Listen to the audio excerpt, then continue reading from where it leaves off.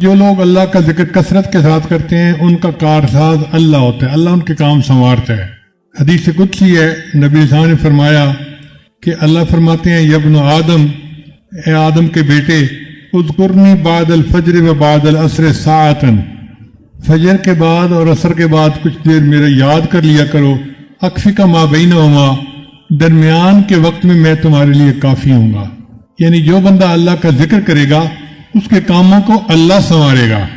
ایک مرتبہ اللہ تعالیٰ نے موسیٰ علیہ السلام کو وحی نازل فرمائی، اَتُحِبُّ أَنْ أَسْكُنَ مَعَكَ فِي بَيْتِكَ يَا موسیٰ، اے موسیٰ علیہ السلام، کیا آپ پسند کرتے ہیں کہ میں آپ کے ساتھ آپ کے گھر میں رہوں؟ فَخَرَّ لِلَّهِ سَاجِدًا، وہ تو اللہ کے عاشق تھے، فوراً سجدے میں جا گرے اور پوچھا، اے اللہ کیف تسکن معی فی بیتی، آپ میرے ساتھ میرے گھر میں کیسے رہتے ہیں؟ اللہ نے فرمایا، انا جلیس من ذکرنی، جو میرا ذکر کرتا ہے میں اس کا ہم جلیس ہوتا ہوں۔ یعنی جو ذکر کرتا ہے اللہ فرماتے ہیں میں اس کے ساتھ ہوتا ہوں۔ تو یوں سمجھے کہ ذاکرین کے گھر میں اللہ رب العزت رہتے ہیں۔ حضرت موسیٰ علیہ السلام نے ایک مرتبہ سوال کیا، یا اللہ مجھے بتا دیجئے کہ آپ سے کون زیادہ، آپ کس سے زیادہ محبت کرتے ہیں تاکہ میں اس سے بھی محبت کروں۔ قال، اللہ نے فرمایا، اذا رأیت عبدی یکثر ذکری، جب تو کسی بندے کو دیکھے کہ میرا کثرت کے ساتھ ذکر کرتا ہے، فانا اذنت له فی ذالک، میں نے اس کو اس کی اجازت دی، وانا احبہ، اور میں ہی اس سے محبت کرتا ہوں۔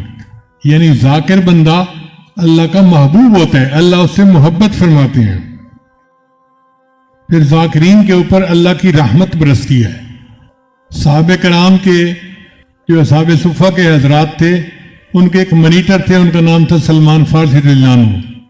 جیسے ایک جماعت کا منیٹر ہوتا ہے نا، تو سلمان فارسی رضی اللہ عنہ اس کے منیٹر تھے۔ ایک مرتبہ وہ تحلیل لسانی کا سبق کر رہے تھے بیٹھے ہوئے۔ حدیث پاک میں آتا ہے، کان سلمان فی اصابت یذکرون اللہ عز وجل، کہ سلمان رضی اللہ تعالیٰ عنہ ایک جماعت کے ساتھ بیٹھے اللہ کا ذکر کہہ رہے تھے۔ فمر النبی صلی اللہ علیہ وسلم، نبی علیہ السلام قریب سے گزرے، فکفو، نبی علیہ السلام کھڑے ہو گئے، فقال، پوچھا، ما کنتم تقولون، تم کیا کہہ رہے تھے؟ فقلنا، ہم نے جواب دیا، نذکر اللہ، اے یا رسول اللہ، اے اللہ کے رسول، ہم اللہ کا ذکر کر رہے تھے۔ قال، نبی علیہ السلام نے فرمایا، قولوا، تم پڑھتے رہو، فإنی رأیت الرحمت تنزل علیکم، میں نے تمہارے اوپر رحمت کو برستے ہوئے دیکھا ہے۔ اللہ کے پیارے حبیب صلی اللہ علیہ وسلم نے اپنی مبارک آنکھوں سے رحمت کو برستے دیکھا ان لوگوں پر جو اللہ کا ذکر کر رہے تھے۔ سلیم بن عامر عنہ فرماتے ہیں، جاء رجل الی ابی امامہ، ایک بندہ ابی امامہ عنہ کے پاس آیا، فقال، کہنے لگا، انی رأیت فی منامی، میں نے اپنی نیند میں دیکھا ہے، ان الملائکۃ یصلی علیک، کہ تمہارے اوپر ملائکہ رحمت برساتے ہیں، کلما دخلتا فکلما خرجتا، تم داخل ہوتے ہو یا باہر نکلتے ہو، اور کھڑے ہوتے ہو یا تم بیٹھتے ہو۔ قال، انہوں نے فرمایا، وانتم لو شئتم سلط علیکم الملائکہ، اور اگر تم چاہو تو تمہارے اوپر بھی ملائکہ رحمتیں برسا سکتے ہیں۔ پھر انہوں نے قرآن مجید کی آیت پڑھی، یا ایھا الذین آمنوا اذکروا اللہ ذکرا کثیرا وسبحوہ بکرۃ واصیلا ھو الذی یصلی علیکم وملائکتہ۔ تو دیکھیے قرآن مجید سے ثابت ہو رہا ہے کہ ذکر کرنے والوں پر اللہ کے فرشتے رحمتیں برساتے ہیں اور اللہ بھی رحمتیں برساتے ہیں۔ پھر جو لوگ ذکر کرتے ہیں اللہ ان کے مانگنے سے پہلے ان کی چاہت کو پورا کر دیتے ہیں۔ حذیفہ رضی اللہ عنہ روایت کرتے ہیں کہ نبی صلی اللہ علیہ وسلم نے فرمایا، قال اللہ تعالی، اللہ فرماتے ہیں، من شغلہ ذکری ام مسألتی، جس کو میرے ذکر نے مانگنے سے روک دیا، آتیتہ قبل ان یسألنی، میں اس کو مانگنے سے پہلے عطا کر دیتا ہوں۔ یعنی وہ مجھ سے مانگتا نہیں، میں مانگنے سے پہلے اس کی دعا کو پورا کر دیتا ہوں۔ اس لیے ذکر جو ہے وہ دجال کا راستہ روکتا ہے۔ نبی صلی اللہ علیہ وسلم نے فرمایا، لا یخرج الدجال حتی یذہل الناس عن ذکر اللہ، اس وقت تک دجال دنیا میں نہیں آئے گا جب تک لوگ اللہ کے ذکر سے غافل نہیں ہو جائیں گے۔ پھر ذکر شیطان اور جنات سے بچاؤ کا ذریعہ ہے۔ قیامت کے دن ذاکرین اللہ کے ہم نشیں ہوں گے۔ چنانچہ ایک شخص نبی علیہ السلام کی خدمت میں حاضر ہوا، فقال کہنے لگا اخبرنی یا رسول اللہ، اے اللہ کے رسول مجھے بتائیے، بجلساء اللہ یوم القیامہ، قیامت کے دن کون اللہ کے ہم نشیں ہوں گے؟ قال هم الخائفون الخاضعون المتواضعون الذاکرون اللہ کثیرا، جو اللہ سے ڈرنے والے، جھکنے والے اور اللہ کا ذکر کثرت کے ساتھ کرنے والے ہوں گے، وہ قیامت کے دن اللہ کے ہم جلیس ہوں گے۔ سبحان اللہ، یہ کتنی بڑی سعادت ہے کہ ذکر کی کثرت کرنے پر قیامت کے دن اللہ کے ہم جلیس ہوں گے۔ اس لیے ہمیں چاہیے کہ ہر جاندار اور بے جان چیز کے پاس اللہ کا ذکر کریں۔ نبی علیہ السلام نے معاذ بن جبل عنہ کو یمن بھیجا تو فرمایا اعبد اللہ ولا تشرک بہ شیئا، اللہ کی عبادت کرنا، اللہ کے ساتھ کسی کو شریک نہیں ٹھہرانا۔ وعمل للہ کأنک ترا، اور اللہ کو عبادت اس طرح کر جیسے تم اللہ کو دیکھتے ہو۔ وَاذْكُرِ اللَّهَ عِنْدَ كُلِّ حَجَرٍ وَشَجَرٍ، ہر حجر اور شجر کے پاس اللہ کا ذکر کرنا۔ اس لیے کسی شاعر نے کہا مراز پیر طریقت نصیحت یادست، مراز پیر طریقت نصیحت یادست، کہ غیر یاد خدا ہر چہ ہست بربادست۔ مجھے پیر طریقت کی ایک بات آج بھی یاد ہے کہ یاد خدا کے سوا جو کچھ بھی ہے وہ برباد ہے۔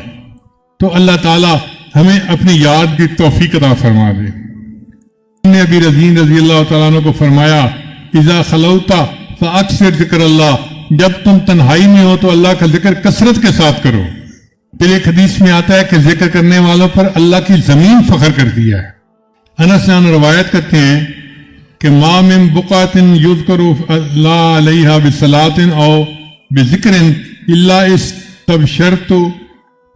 استبشرت بذالک الی منتہاها الی 70 ارض وفخرت علی ما حولها من البقاع، کہ جس زمین پر اللہ کا کوئی بندہ بیٹھ کر اللہ کو یاد کرتا ہے تو وہ زمین 7 زمینوں تک اس کی انوارات کو محسوس کرتی ہے اور زمین کے باقی ٹکڑوں پر فخر کرتی ہے کہ دیکھو میرے اوپر بیٹھے ہوئے ایک شخص نے اللہ کو یاد کیا۔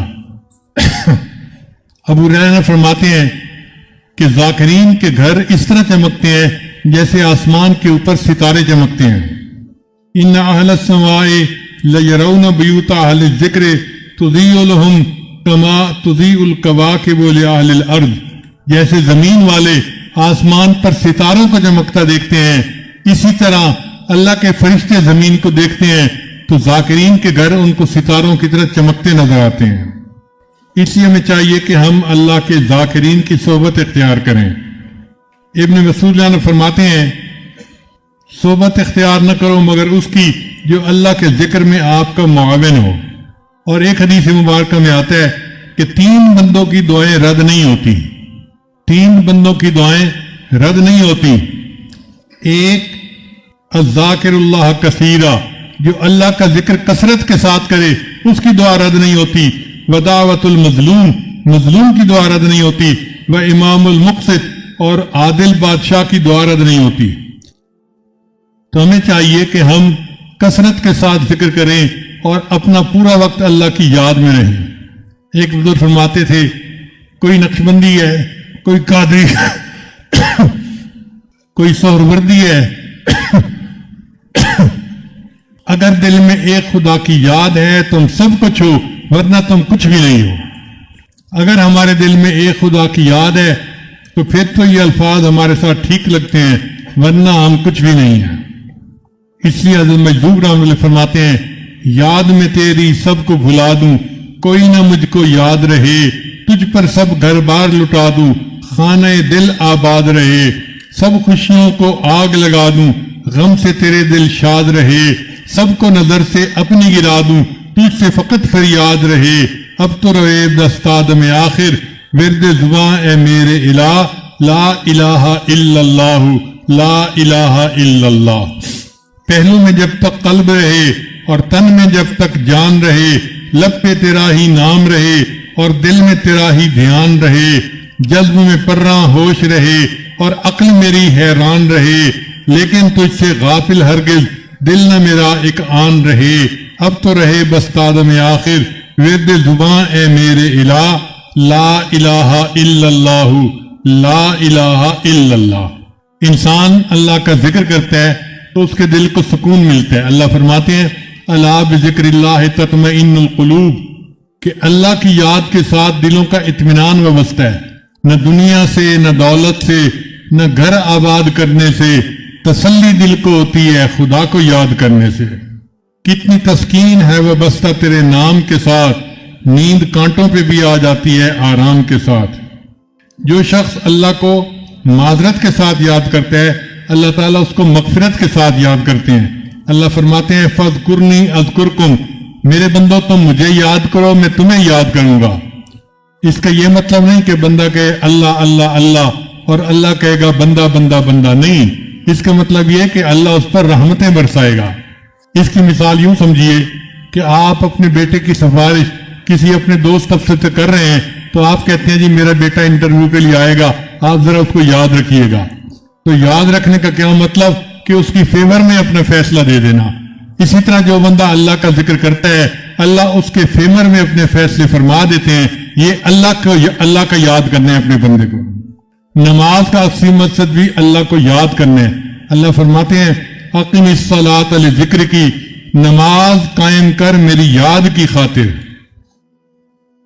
اللہ تعالیٰ نے حضرت موسیٰ علیہ السلام اور ہارون علیہ السلام کو جب نبوت سے سرفراز فرمایا تو ایک نصیحت کی، ارشاد فرمایا اذهب انت واخوک بآیاتی، جائیے آپ اور آپ کا بھائی میری آیتیں لے کر، ولا تنیا فی ذکری، اور میری یاد میں غافل نہ ہونا۔ اس کا مطلب یہ کہ دنیا میں سب سے اہم چیز اللہ کی یاد ہے۔ سچ کہوں تو کسی نے صحیح بات کہی، تیری یادوں کے سوا دنیا میں رکھا کیا ہے۔ انسان جب اپنے دشمن پر قابو پا لیتا ہے تو سب سے پہلے وہ چیز چھینتا ہے جو خطرناک ہوتی ہے۔ اس لیے فوجی دوسرے فوجی کو جب پکڑتا ہے تو کہتے ہیں ہینڈز اپ، تاکہ اس کے ہاتھ سے جو اسلحہ ہے وہ اتر جائے۔ شیطان جب انسان پر قابو پا لیتا ہے تو سب سے پہلے اس کو ذکر سے غافل کر دیتا ہے۔ اللہ فرماتے ہیں استحوذ علیہم الشیطان فانساہم ذکر اللہ، ان پر شیطان غالب آ گیا اور شیطان نے ان کو یاد الہی سے غافل کر دیا۔ قرآن مجید میں اللہ تعالیٰ نے عقل مند لوگوں کی نشانیاں بتائی ہیں کہ کون لوگ عقل مند ہیں۔